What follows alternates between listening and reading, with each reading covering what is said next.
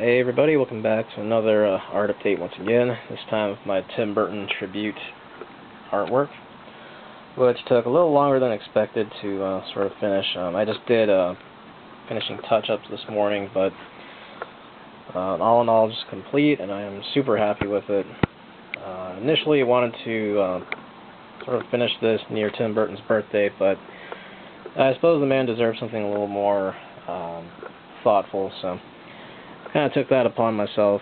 I wish it didn't take as long as it did, but of course there was supposed to be a lot more foreground characters, as you can see, and I had to eliminate some just for size purposes. So of course, as you see now, it's really narrowed down to just the quintessential iconic characters that make the Burton name, so to speak. There's a little Sparky right there, latest edition. Yeah, as you can see, there's the Maitland's house and the town hall building with the clock, and Halloween Town silhouette in the back. There's Edward's castle, the Batman signal, and of course the Mars Attacks saucers, just point that out. And Spiral Hill. All kind of culminates together because I kind of wanted it just to be as symbolic as possible, just the most memorable things from his films. And of course you have Tim Burton in the middle right here with the half face, which I think I've done a watercolor painting of before. Just kind of took that back. Just I don't think that changed much really. Just added more sort of red highlights to the hair, so to speak.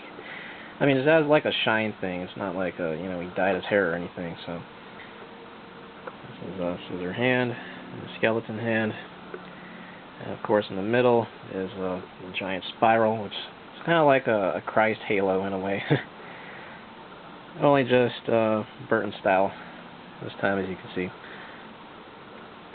There's the Nightmare Before Christmas bear, the Mickey ears, and of course there's Zero, the ghost dog, both from Nightmare Before Christmas.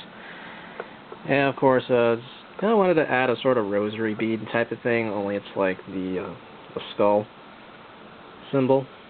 It's the same symbol on the Art of Tim Burton book, which I always thought was interesting, and just with that kind of thing, just I think that would really perfectly symbolize Tim Burton, just as a simple thing anyway, so just thought I'd add that in.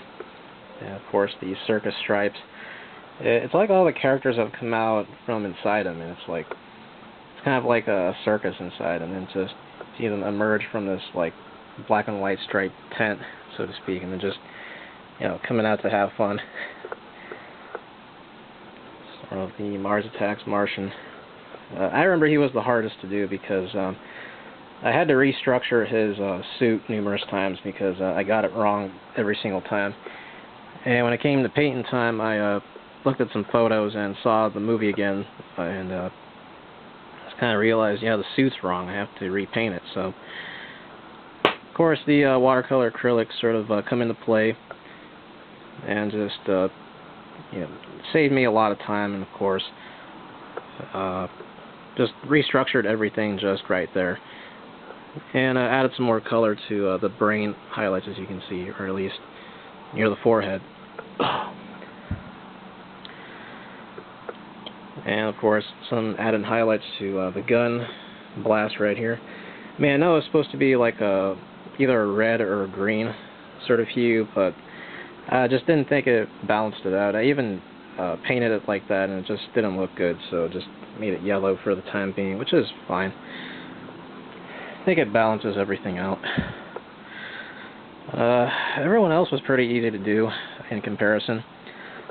There's Edward Scissorhands, there's Beetlejuice, which I'm the most proud of painting up, I think. That really does look like it, in my opinion. The Corpse Bride Emily, and there's Batman, and the infamous Penguin, Batman Returns, Yogi Boogie Man, and Pee Wee Herman. Strangest one out of the bunch so far. And of course you have the many little sort of trinkets from the film just kind of scattered about. There's the furniture from the Maitland's house in Beetlejuice in the end sequence. And there's the little sort of duck. It's met an unfortunate end, it looks like. And of course there's Sparky with the sparks coming out. That was a last-minute addition to, saved by the water-based acrylics. I think I could have worked on it a little more just to get, the sparks sort of coming out and like being flashy looking, but I don't know why I'm thinking of that now, but just, oh well. I mean, it is what it is, so it's just kind of there, so that's all that matters. And there's one of Edward's topiary statues. I think it was a deer, or yeah, it was a deer with antlers, I think. I just kind of saw the movie again just as a quick thing, and just sort of did it right there.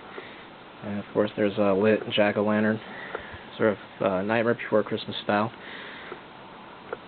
There's the evil Jack-in-the-Box jack-o'-lantern. And of course one of the penguins from Batman Returns. One of Penguin's little henchmen. And yeah, it took me a while to get the blue hues on the checker pattern sort of right, because it was way too light at first and just kind of threw the order of everything off, so just repainted them over and over again, and I think I sort of got it to right where I want it. And pretty pleased with that. And I kind of wanted to go with a white and black sort of tile at first, but I kind of realized that a lot of characters kind of have the black and white thing already, so just decided to just make it red just because it just kind of balances everything out anyway. And of course the checker pattern sort of coming apart in the background, just kind of wanted it to sort of symbolize the reality of the Burton universe sort of crashing down, and just everything is coming together, and just to show up, as you can see. And I love Jack Skellington here. It really does look like him. And of course saw the film again, and just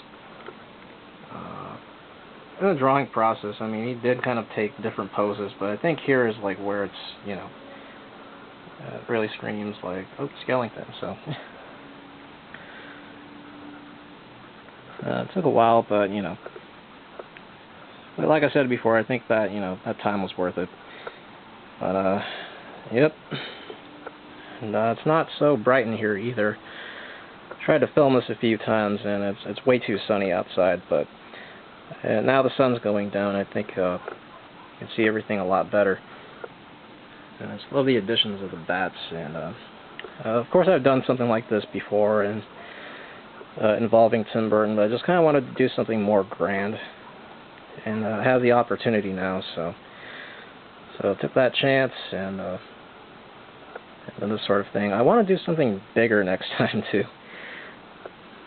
Maybe get one of those big like watercolor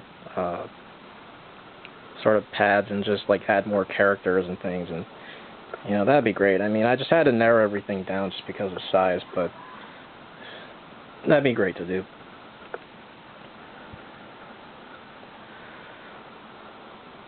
So anyway, it's perfect timing since it's almost October anyway, so anyway, thanks guys for watching, and a big thanks to Tim Burton just for, being the bane of my existence, as well as, why I do what I do. I mean, his films, of course, continue to influence me, and just the man himself and his creativity, just, awesome person to emulate, at least for me. But anyway, guys, thanks for watching, and I'll see you later.